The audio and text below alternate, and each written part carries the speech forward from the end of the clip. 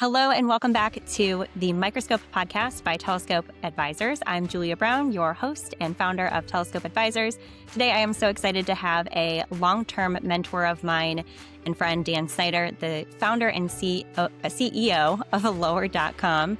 Dan and I worked together for a decade and at a really integral point in my career. So I asked him to do me a favor and to come on the podcast today and let me pick his brain on some of the things that I recognized in real time were his greatest strengths as a leader, and some things that now that I'm out as an entrepreneur on my own have come to recognize as really super strengths as well. So Dan, thank you for joining. Thank you for having me. Yeah.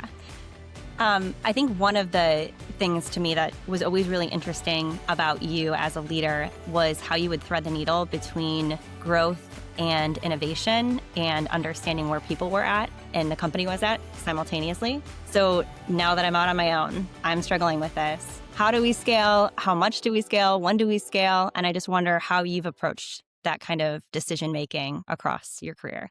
Well, first, it's just amazing even to be on this. Congrats on all of your success. Yeah, I mean, for me, I think it comes from just being curious and, asking a bunch of questions, which sometimes whether it's an employee or a vendor or another company, they don't necessarily like or they're happy to answer the question, but maybe they feel like, I'm talking down to them or what have you. But I'm just genuinely curious on a lot of things, how other companies work, what other companies are doing, curious on how consumers interact with, our team, our closings, our structure, what they like about us, and honestly, what they don't like about us. In fact, I spent a lot of time figuring out what people don't like about us in order to continue to improve, which also then leads into okay, how do you really build a company? How do you scale a company? And that's really our focus. So I, as it relates to Lower, I mean, I think it's first, how can we be a little bit different and yet though not scare, whether it's customers away. You can't be so radical. So it's just leaning forward. And that's really what we focused on in probably the first 7 years of the business was, have a modern approach, enjoy coming to work, promote from within, listen to the team, don't make any crazy bets that'll put you out of business, but, keep leaning. And that's what we did. I feel like we grew pretty quick, top 50 lender fairly fast. And then, then it was all right, now what? You get to that point. And we got to the point of, all right, we're not going to be able to do it with our own capital. So we went and raised money. We became the largest venture-backed, home lender in the country, public or private. And, that kind of charted the next phase. And then, during a downturn, I've always been fairly opportunistic, long-term thinker. And we were able to pick up a couple of businesses that really I felt would give us a competitive advantage for that next, maybe call it 10 years. Which was Neat Labs, Movoto, and so far so good. So that's how I've approached it. Be curious, and just I have pretty medium expectations for myself, so it allows me to not try to be the smartest guy in the room. And sometimes by doing that, you learn a lot. It's an interesting way to put it. I like the idea of being curious. I definitely think placing bets, but not ones that will put you out of business, is smart, not being that radical. Were you always entrepreneurial? Yeah, I think so. I was always probably a hard son for my parents. Just, I think I'm a good kid, but I was just hard to wrangle.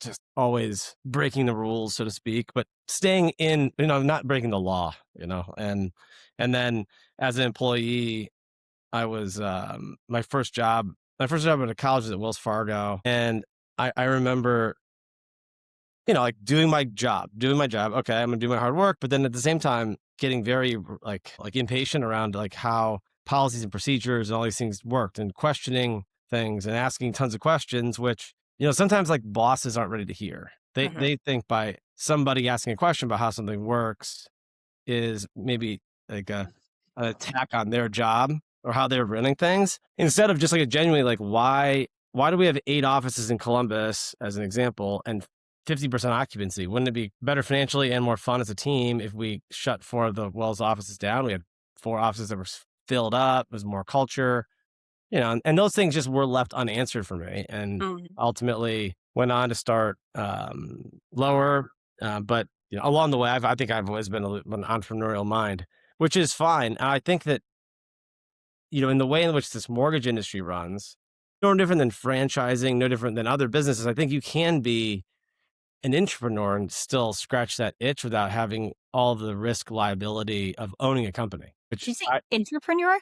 yeah, like an entrepreneur, like you don't have to, you can, if you find the right organization you don't have to start your business as long as you're working at a company that's going to allow you to have some level of risk reward, event Gotcha.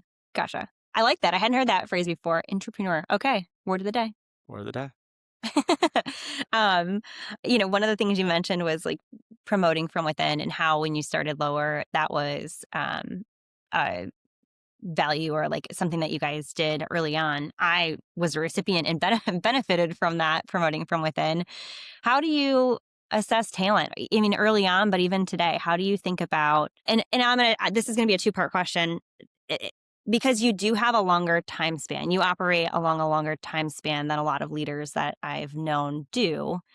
So how do you look at and analyze, okay, what's the potential of different people as the business is evolving? How do you work through that? I think it's become harder for me as I've been maybe more removed from like the ground floor. I try to stay in as part of the ground floor, but as a CEO getting, or a founder, people get scared and, managers get upset, and you have to really fight to keep that culture of being open-minded and realizing that like what you really want is the best is to challenge the team member on the team to do the best they possibly can, if then see what they're really good at, what they gravitate towards, and like I think it's the job of a leader to make sure you move them in the right spot within the company or organization for them to thrive, even if it hurts your department at the time. And I remember like with you specifically at the time, for those who don't know,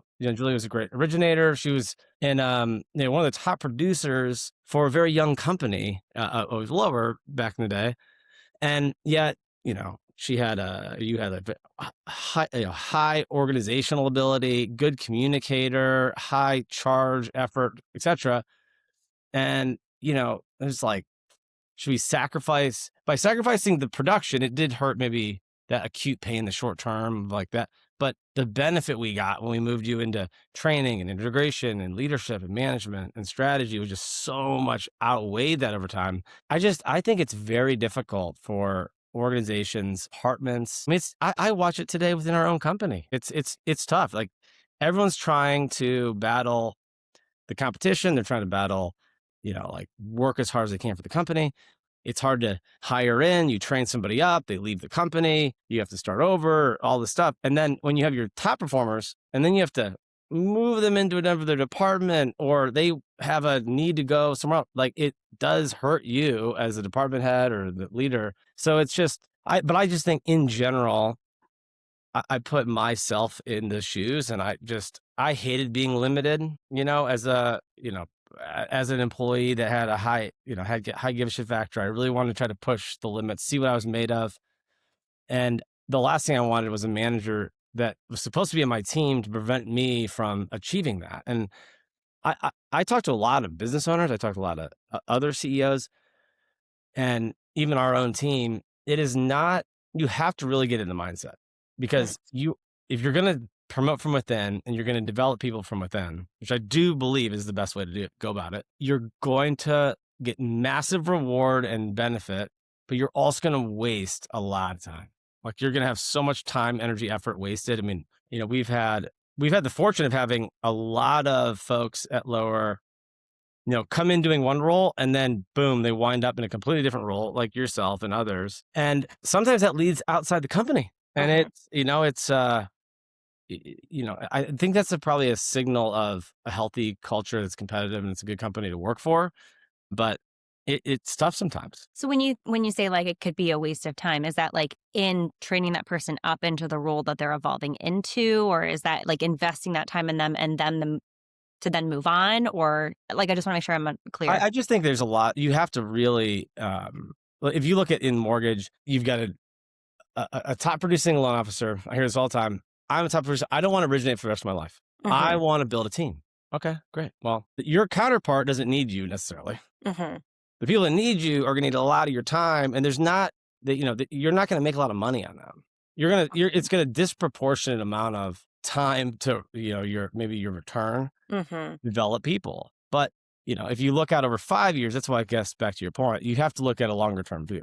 You look at over 5 years, 7 years, 10 years. Ideally, that newer junior LO you teach graduates, grows, supports you, and then the balances shift some. So that's I think what I mean by that. Yeah. It's hard to mentally get your head around it though. That's why a lot of individual producers don't build teams. That's why a lot of small companies don't get large. Hmm.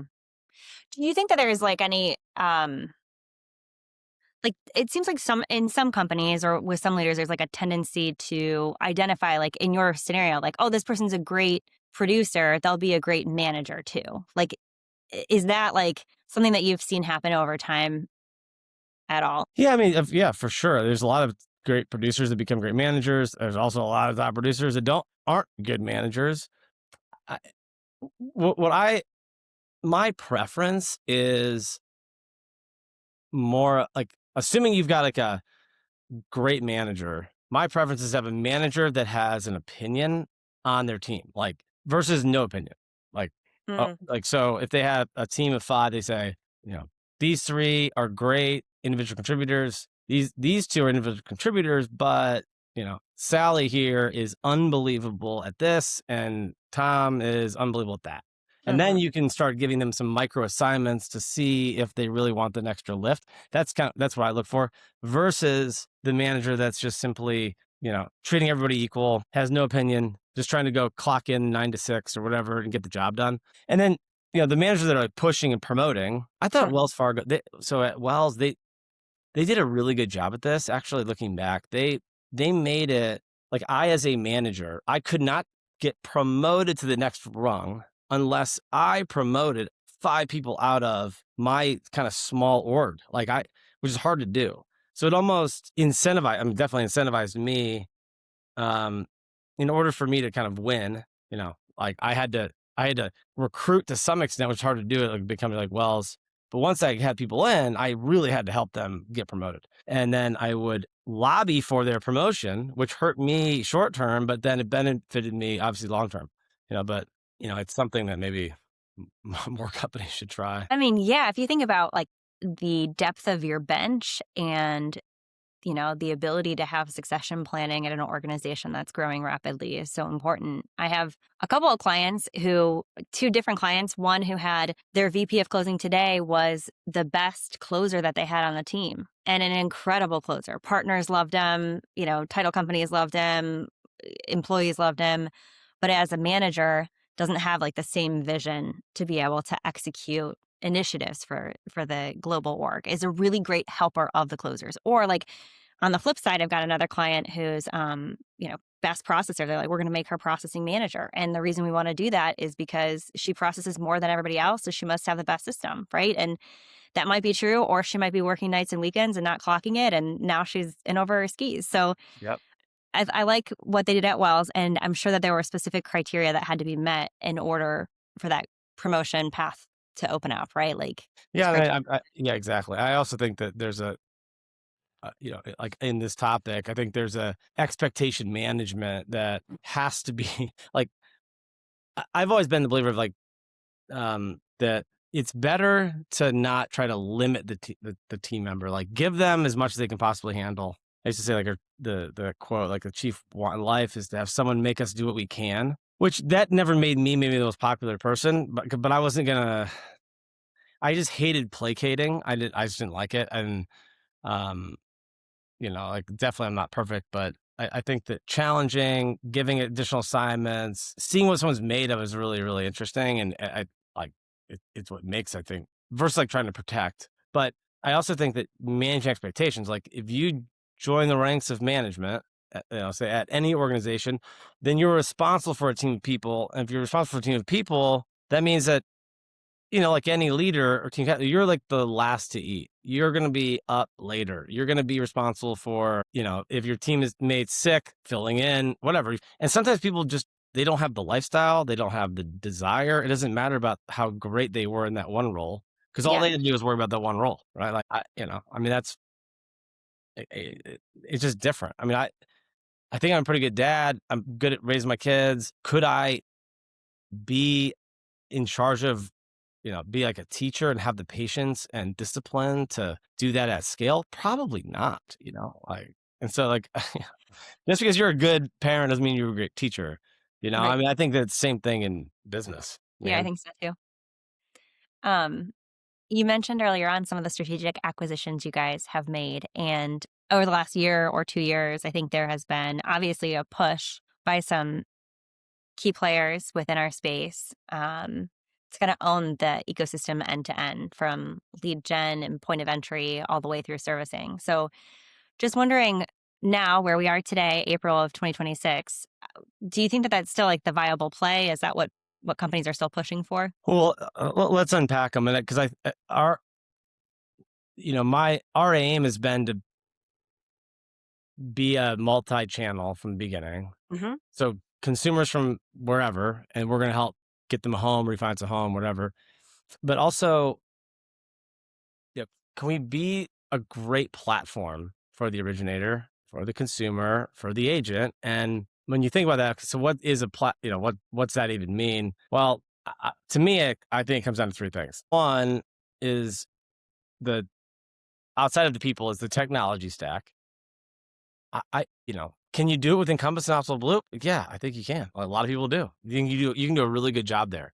I would never, I literally would never, I'd barely, like rarely even say like absolutes, like never, but I would never build an LOS from scratch. I Mm. went down the path of this once with one of our engineers, probably like 2021. We went into whiteboard. I started having him whiteboard out. Let's build an LOS. Like we're a fintech lender. We need to do this. And within 30 minutes, I was like, we're never doing this. I mean, it was just so many webs and complications, etc. That said, I mean, when you look at Rocket, they can get 85 people into every single file versus 1-to-1, 85% of the industry. And so therefore they can operate faster. UM does this. I mean, like there's a real benefit. Now, they've had the benefit of time, a lot of money, a lot of investment, forward thinking. Great, 100-year visions. And that's hard for companies like Lower, who have, started 10 years ago. So when the opportunity came, knocking, so to speak, we were about to sign a 5-year, another contract with Encompass, and we still have Encompass, and we'll probably still be on Encompass for some loans for a while. And yet, was there an opportunity to get our own? And we found this company, Neat Labs, that had built a pricing engine, a LOS, a point of sale, modern, it's fast, and it needed some work, but we got it at a fair price.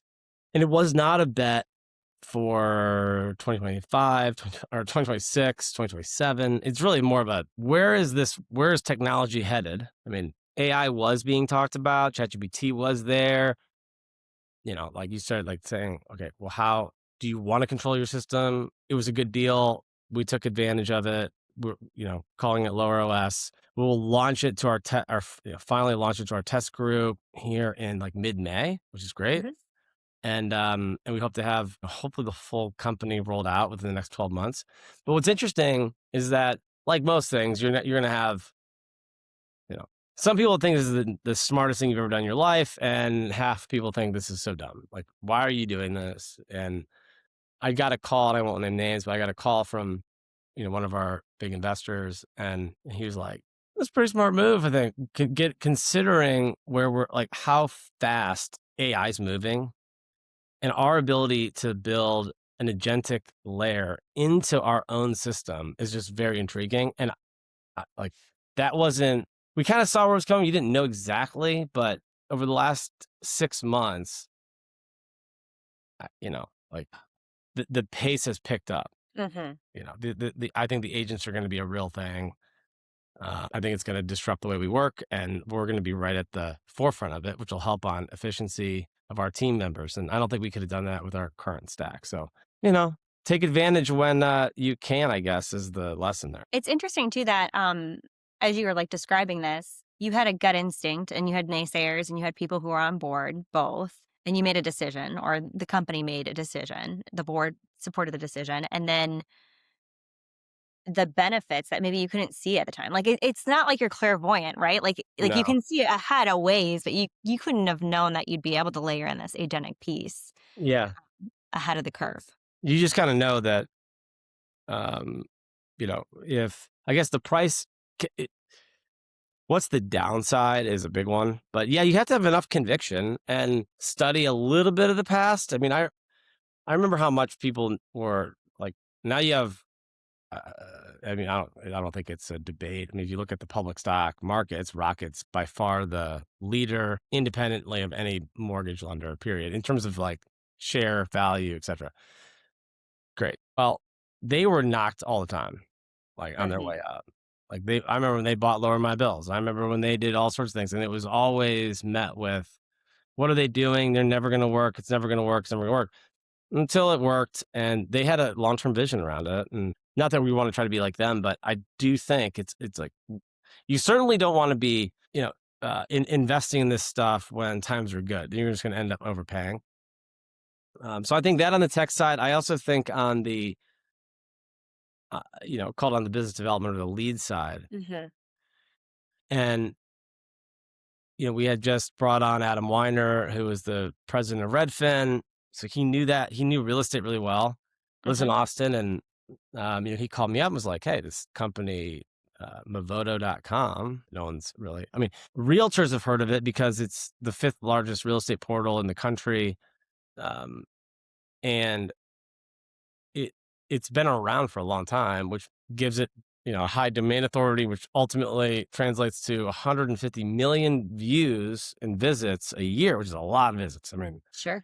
that's more than Rocket Homes. It's more than Coldwell Banker. That's more than a lot of places. So it spits off all these leads. It's a great lead source for realtors, and that's their game. But they were they needed to sell into somebody, and we were fortunate to have the connection in the expertise. I don't know how to run a portal. Adam does, and we took advantage of it. Again, a high conviction, and yeah. And this is like as opposed to what? As opposed to buying Zillow leads that are getting fed to Zillow's in-house team, plus a dozen other lenders that are all paying for them, or Lower My Bills, which is owned by Rocket, or like you've got a lot more control over this, right? Like these 150 million views. Yeah, we really try to capture, the mortgage through Movoto. Hmm. And now it's starting to get rebranded like Lower. If you go to Movoto, it's been rebranded. Our visits are up. I think Movoto just like this past quarter was the first time in the last like 5 years they had year over year gains in visits and leads. So things are going pretty well. But we have there's leads where customers are applying, and instead of, you know, we can ingest those within our direct to consumer group. Hmm. We have realtors that are participating that are now we're getting partnered with our retail branches, which has been really exciting. Hmm. And, we have, like, I think this big opportunity to maybe do some like direct selling through Movoto, without anybody, like, which we're not quite there yet, but you can imagine, um, if you own a home, getting a HELOC, we have the equity. Why not get a HELOC? Maybe we'll have an advisor if you need to talk to somebody. But so I think it just opens up a huge wide array of possibilities for us. And again, it's a part of the long term deal. I think it is a big value add for Lower as a company in terms of our platform. We have our own tech stack. We have our own lead platform. I don't have to worry about Zillow. With Zillow Home Loans, I don't have to worry about, you start going down the line, and all these companies, Bankrate has its own mortgage company, Right. they all have their own mortgage company. And so, it's tough. And there's, I think the third thing is just a ton of content. I mean, it's a ton of content. It's they're not making portals anymore. So Mm. it's been a really good win.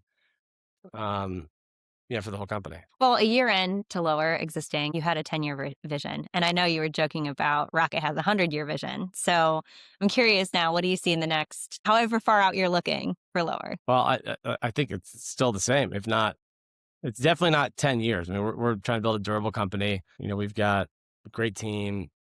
I think we're on the right move. That's funny. Yeah, the 10-year, and I think we achieved our 10-year vision for sure. It's just what's really exciting, I think, probably for home lending in general, is like you survive this mess of 23 into 24. Like I think we had a record March. We had great year-over-year gains. I think we'll see a lot of people had really good results. A little bit of a the market pullback, Strait of Hormuz, Iran situation, but it's starting to rebound a little bit better, which is great because home affordability is a real thing, and you could start to see the market rip when rates went down to like the base rates went from like 6 to 5, and people could start offering in the 4s. I mean, it was back to big demand, and I think we're probably closer to that than we are going back up into the 7s. Yeah. Which is good for home, wealth building in America. I mean, so it's good to see. Awesome.